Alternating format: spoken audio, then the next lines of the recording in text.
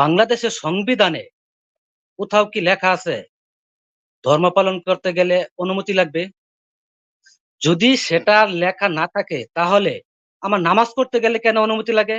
আমার জানাজা পড়তে গেলে কেন অনুমতি লাগে? যারা বাংলাদেশের নাস্তিক আছে, এই নাস্তিকের কারণে আজকে বাংলাদেশের 18 কোটি মানুষ কষ্ট পাইতেছে। এই নাস্তিকদেরকে আল্লাহ হেদায়েত করুক, আর যদি হেদায়েত আল্লাহর কাছে না থাকে, আল্লাহ এই নাস্তিকদেরকে ধ্বংস করুক, আল্লাহর গজবে এদেরকে ধ্বংস করুক, ধ্বংস করুক, ধ্বংস করুক। আমার ওয়াজ মাহফিল করতে গেলে কেন অনুমতি লাগে? আমরা কেন অনুমতি নিয়ে আমাদের ধর্ম পালন করতে হবে বাংলাদেশে? আমরা কি একটু ধর্ম পালন করেও বাংলাদেশে মরতে পারবো না স্বাধীনভাবে? এই স্বাধীনতাটুকু আমাদেরকে নেই কেন?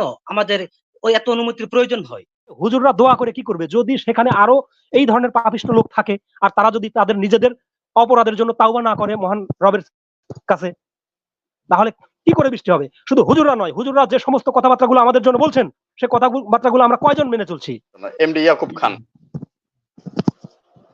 আপনাকে দেখতে পাচ্ছি না, কেমন সামনে এসে প্রশ্ন করতে হবে, দেখা যাচ্ছে না। জি এনামুল ভাই ধন্যবাদ।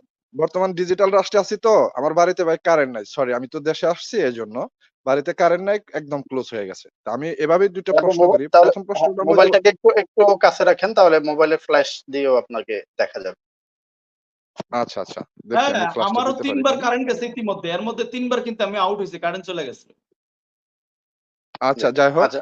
আমার প্রথমত প্রশ্নটা মজিবুল ভাই আকবর ভাইয়ের কাছে আমার প্রথম প্রশ্নটা হলো, ভারতে যদি হিন্দু রাষ্ট্র, সেখানে তাদের মূর্তি পূজা করতে বা তাদের যতগুলো পূজা পাঠ আছে করতে ওই দেশের প্রশাসনের আপনার অনুমতি লাগে না। তাহলে আমার প্রশ্নটা হলো, বাংলাদেশের 90% মুসলমান, তার ইসলাম ধর্ম নামাজ পড়তে গেলে কেন অনুমতি লাগবে? 1 নম্বর প্রশ্ন। 2 নম্বর প্রশ্নটা আমি করব হীরা ভাইয়ের কাছে। হীরা ভাই, কিছুদিন আগে আমরা একটা সোশ্যাল মিডিয়ার মধ্যে দেখেছিলাম, একজন লোক বলেছিল বাংলাদেশটাকে ভারতের অঙ্গরাজ্য করতে হবে। তাহলে আজকে যে ইসলামের নামাজ পড়ার কারণে অনুমতি নিতে হচ্ছে, তাহলে কি বর্তমানে বাংলাদেশটাকে ভারতের অঙ্গরাজ্য বানিয়ে ফেলেছে, এবং এটা কি তার বহিঃপ্রকাশ কিনা? এই দুইটা প্রশ্ন উত্তর দিয়ে যাবেন আমাকে। জি ধন্যবাদ আপনাকে। আব্দুল হাকিম। সম্মানিত সঞ্চালক এবং বিজ্ঞ আলোচক বৃন্দ, আসসালামু আলাইকুম। মনির ভাই, আজকে যে বিষয়টা নিয়ে আমরা আপনাদের আলোচনা শুনছি খুবই দুঃখজনক এবং মর্মান্তিক। তো ফখরুল ইসলাম প্রিন্স ভাই খুবই ভালো কথা বলেছেন। তবে 92% মুসলিম এদেশে, 6% হিন্দু, আর 2% অন্যান্য ধর্মের মানুষ। তাহলে যেখানে আমরা 92% মানুষ, আমি যতদূর জানি বা এর আগেও বলেছি যে ফখরুল ভাই কেন্দ্রীয় আওয়ামী লীগের উপকমিটির ধর্ম বিষয়ক সম্পাদক। আপনি যে কথাটা বললেন যে আসসালাতু মিফতাহুল জান্নাহ, এটা কোরআনে আছে, মনে হয় তথ্যটা একটু ভুল হচ্ছে ভাই, এটা একটু সংশোধন করে নেবেন। আর মামুন হোসেন হাবিব ভাই এই কথাটা একটু পরিষ্কার করে বলবেন যে এটা সম্ভবত কোরআনে নেই। আমি শিওর এটা নেই কোরআনে, এটা আরো পরিষ্কার করে বলতে হবে। এখন বিষয় হচ্ছে যে আমরা মুসলিম, সারা বাংলাদেশের আনাচে কানাচে যেখানে সেখানে গরমের মধ্যে নামাজ পড়তে হবে কেন, এটা প্রশ্ন। কিন্তু এই গরম দূরীকরণের জন্য আল্লাহর কাছে প্রার্থনা করার জন্যই আমরা রৌদ্রের মধ্যে দাঁড়িয়ে আল্লাহর কাছে প্রার্থনা করব, আল্লাহ যেন গরম দূর করে আমাদেরকে রহমতের বৃষ্টি দান করেন। আল্লাহ তাআলা যখন বান্দার উপর প্রচন্ড খুশি হন তখন বৃষ্টি দান করেন, তারপরে যখন খুশি হন তখন একটা কন্যা সন্তান দান করেন, তারপরে খুশি হন আবার কন্যা সন্তান দান করেন, এভাবে করতেই থাকেন। আল্লাহ যখন খুশি হন এটা করতে থাকেন। তাহলে আমরা আল্লাহর রহমত থেকে বঞ্চিত কেন? একমাত্র কি হুজুরদের কারণে আমরা বঞ্চিত হচ্ছি? এই যে যেমন ফখরুল ইসলাম প্রিন্স সাহেব বললেন যে একজন পাপিষ্ট বান্দা থাকার কারণে সেখানে বৃষ্টি হচ্ছিল না। তাহলে হুজুররা দোয়া করে কি করবে যদি সেখানে আরো এই ধরনের পাপিষ্ট লোক থাকে, আর তারা যদি তাদের নিজেদের অপরাধের জন্য তাওবা না করে মহান রবের কাছে, তাহলে কি করে বৃষ্টি হবে? শুধু হুজুররা নয়, হুজুররা যে সমস্ত কথাবার্তাগুলো আমাদের জন্য বলছেন, সে কথাবার্তাগুলো আমরা কয়জন মেনে চলছি এবং ধর্মকে আমরা কয়জন পালন করছি? আজকে দেখেন এখানে ইস্তিকারের নামাজ পড়ার জন্য পক্ষে এবং বিপক্ষে দাঁড়িয়ে গেছে। তাহলে হুজুরদের কথা আমরা কিভাবে মানছি? আলেমদের কথা আমরা কিভাবে মানছি? কারণ সবার মত এখানে প্রকাশ একমত হওয়া উচিত ছিল যে নামাজ পড়তে হবে এবং আল্লাহর কাছে প্রার্থনা করতে হবে, আল্লাহ এই মুসিবত থেকে যেন আমাদেরকে মুক্তি দেন। আমাদের দেশে একটা ধর্ম মন্ত্রণালয় আছে, উচিত ছিল এই ধর্ম মন্ত্রণালয় থেকে উদ্যোগটা গ্রহণ করা, যেন আমরা এই ইস্তিকারের নামাজ পড়তে পারি এবং আল্লাহর কাছে প্রার্থনা করি এবং আল্লাহ আমাদেরকে বিপদ থেকে মুক্তি দেন। সেটা না করে আমাদের দেশের এই নামাজ পড়াকে আরো বাধা দেওয়া হচ্ছে, অনুমতি নিতে হবে। যদি নজরুল আকবর ভাই একটা কথা বলেন যে অনুমতি চায়নি, তাহলে অনুমতি যদি না চায় তাহলে এটা স্থগিত করার কারণ কি? স্থগিত করলো কেন? আর 92% মুসলিমের দেশে, এদেশে হুজুরদেরও, হুজুর মামুন হোসেন হাবিব ভাইয়ের কাছে একটু বলি, এদেশে এই যে 2 জি, বছর আগে একটা আবু ভাই জনশুমারি হয়েছে, সংক্ষেপে হ্যাঁ, শেষ করছি প্রশ্ন ভাই, করেছে, সবাইকে 5 সুযোগ সেকেন্ড, দিন। 5 সেকেন্ড। বলেন। এই হুম। জনশুমারি হয়েছে, জনশুমারিতে 1,98,000 মানুষ লিখেছে তাদের পেশা হচ্ছে পীর। এই 1,98,000 মানুষ আজকে কোথায়? আর আমাদের জি, দেশের পীররা ধন্যবাদ। একজন আরেকজনের সঙ্গে একমত হতে পারেন না। এগুলোর পিছনে সমস্যা কোথায়? ধন্যবাদ মনির জি, ভাই, আসসালামু আলাইকুম। ধন্যবাদ। ধন্যবাদ আপনাকে। আজকে আবু মুসা আনমিউট করে প্রশ্ন করেন। আবু মুসা।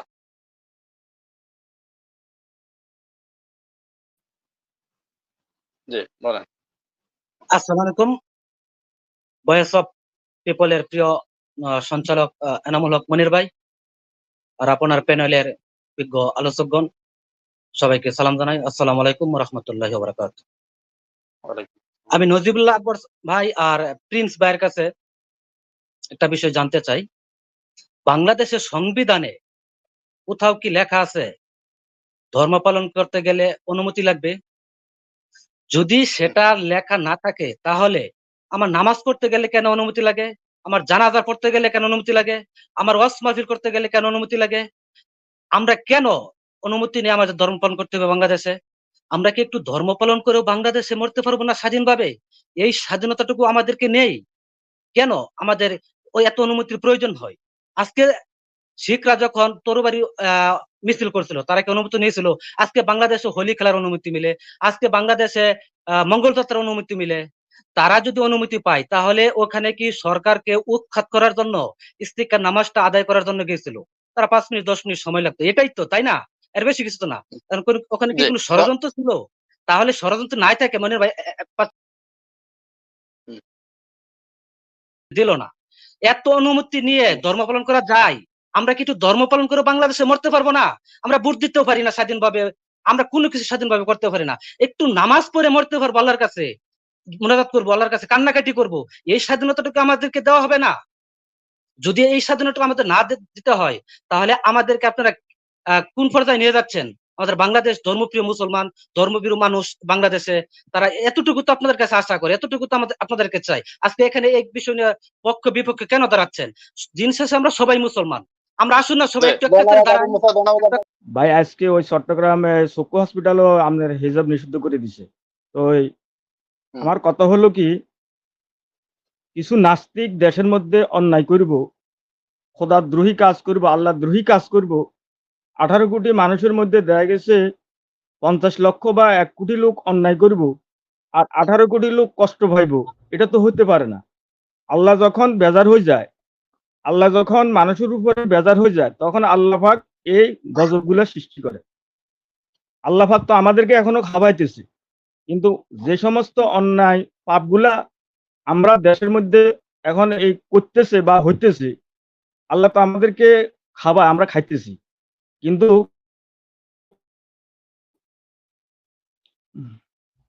রানিং জি, সরকারের বলেন। হাতে যদি কোনো ক্ষমতা থাকতো তাহলে এটা আমাদেরকে বন্ধ করে দিত।